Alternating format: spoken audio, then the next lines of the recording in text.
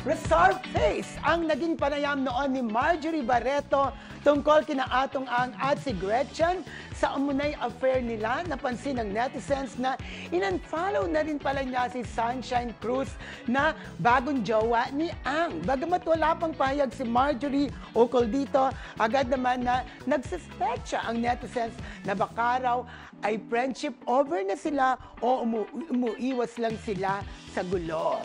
Yun. Parang In-unfollow siguro hindi na na. sila friendship kasi alam naman natin, di ba? Ito naman, ano naman, isa sa mga interviews ni Marjorie, di ba, sinasabi na si Atong Ang tsaka yung pamangkin niya, si Nicole, had something, di ba, before. May past, gano'n.